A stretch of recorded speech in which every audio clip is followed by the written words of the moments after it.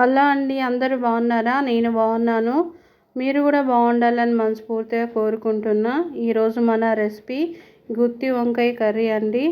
నేను నా స్టైల్లో ఎలా చేస్తానో చేసి చూపిస్తాను, చూసేయండి.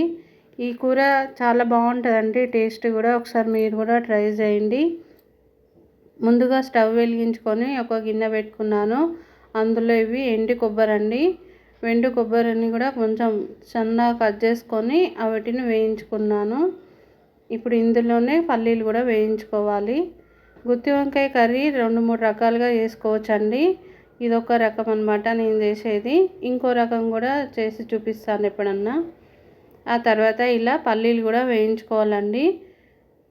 పల్లీలు కూడా మంచిగా వేగేదాకా వేయించుకొని ఆ తర్వాత మళ్ళీ ఇందులోనే నువ్వులు కూడా వేయించానండి, కానీ ఆ చిన్న క్లిప్పు మిస్ అయిపోయింది. తర్వాత ఇలా ధనియాలు కూడా వేయించుకోవాలి. సిమ్లో పెట్టి ధనియాలు వేయించుకోవాలండి, లేదంటే మాడిపోతాయి అన్నమాట తొందరగా. అందుకని సిమ్లో పెట్టి వేయించుకొని తీసేసుకుందాము. ఇప్పుడు మళ్ళీ అదే ప్యాన్లో ఒక స్పూన్ అంతా ఆయిల్ వేసుకుందాము, వంకాయలు ఫ్రై చేసుకోవడానికండి. ఇలా చేసుకోవడం ఒక రకంగా, ఇంకో రకంగా అలాగే కూడా వేసుకుంటారు.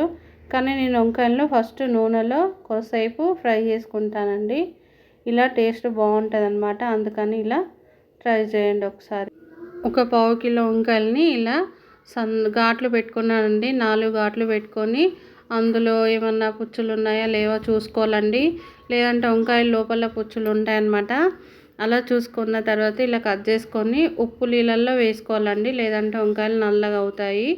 అందుకని ఉప్పు వేసిన నీళ్ళల్లో కట్ చేసుకొని ఆ నీళ్ళల్లో వేసుకోవాలండి. అప్పుడైతే వంకాయ చేదు కాకుండా ఉంటుంది, నల్లగడ కాకుండా ఉంటుంది అన్నమాట. ఇలా నూనె వేసిన తర్వాత నూనె కొంచెం వేడైనాక ఈ వంకాయలను అన్నిటిని తీసుకొని నూనెలో వేసుకున్నానండి. ఆ పైన కొంచెం అంతా సాల్ట్ వేయాలి. అప్పుడు వంకాయ చప్పగా ఉండకుండా బాగుంటుంది అన్నమాట టేస్ట్. వంకాయ తింటుంటే కూడా టేస్ట్ బాగా వస్తుంది అన్నమాట. అందుకని సాల్ట్ వేసుకొని ఒకసారి మంచిగా కలిపి మూత పెట్టి కొంచెం సేపు మగ్గించుకోవాలి. ఇక్కడ మనం ఇందాక వేయించుకున్నాం కదా పల్లీలు కూడా, వీటిలలో ఒక 2 దాల్చిన చెక్క, ఒక 2 ఇలాచీలు, 2 లవంగాలు, కొంచెం అంతా సాజీరా వేసుకుందామండి. ఎక్కువ మసాలాలు వేయకుండా సింపుల్గా చేసుకుందాం. వీటిని మిక్సీ పట్టుకోవాలండి. తర్వాత ఒక ఆనియన్ని కట్ చేసుకొని ఇలా సన్న ముక్కలు కట్ చేసుకున్నాను. వీటిని కూడా ఒకసారి మిక్సీ చేసేసుకుందాము. టమాటాలు, ఆనియన్ 2 కలిపి మిక్సీ చేసేస్తున్నాను నేను. విడివిడిగా అయినా కూడా చేసుకోవచ్చు, కానీ 2 చేసుకున్నా బాగుంటుందండి టేస్ట్. ఇలా 2 వేసుకొని మిక్సీ చేసేసుకుందాం. సన్నగా మిక్సీ పట్టుకున్న తర్వాత వీటిని, మీకు ఈ రెసిపీ నచ్చినట్లయితే లైక్ చేయండి, షేర్ చేయండి, మన ఛానల్ని సబ్స్క్రైబ్ చేసుకోండి. చూస్తున్నారు కదా, ఇలా మిక్సీ చేసుకోవాలండి. మంచిగా మెత్తగా పేస్ట్ లాగా చేసేసుకున్నాను.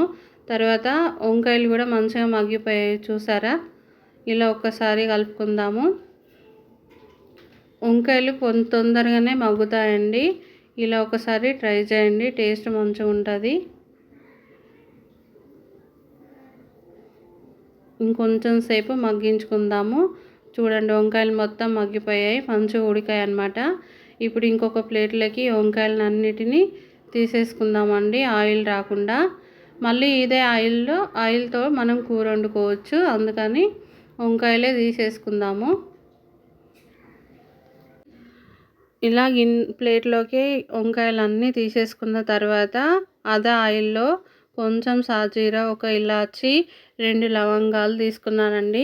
ఎందుకంటే మనం ఇంతకుముందు మసాలా పట్టుకునే దాంట్లో కూడా వేసుకున్నాం కాబట్టి ఇందులో ఒక్కొక్కటే వేసుకొని ఇలా ఇందాక మనం పేస్ట్ పట్టుకున్న ఆనియన్ టమాటా పేస్ట్ కూడా వేసుకొని కలుపుకోవాలండి.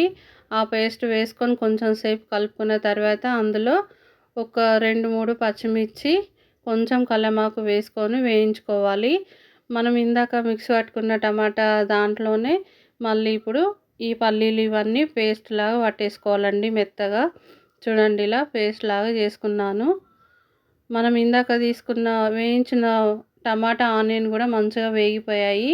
ఇప్పుడు ఇందులో 1 స్పూన్ అల్లం వెల్లుల్లి పేస్ట్, 1 స్పూను పసుపు వేసి ఆ 2 కూడా పచ్చివాసన పోయేంత వరకు వేయించుకోవాలండి. చూడండి ఇలా కలుపుకుంటూ వేయించుకోవాలి. ఇలా ట్రై చేయండి ఒకసారి, టేస్ట్ బాగుంటుంది. పిల్లలు కూడా మంచిగా ఇష్టంగా తింటారు. ఎవరైనా తినొచ్చండి, మంచిగా ఉంటుందన్నమాట. పెద్దవాళ్ళకైనా కూడా తొందరగా అరుగుతుంది, ఎందుకంటే ఎక్కువ మసాలాలు వేయలేదు కదా మనం, అందుకని.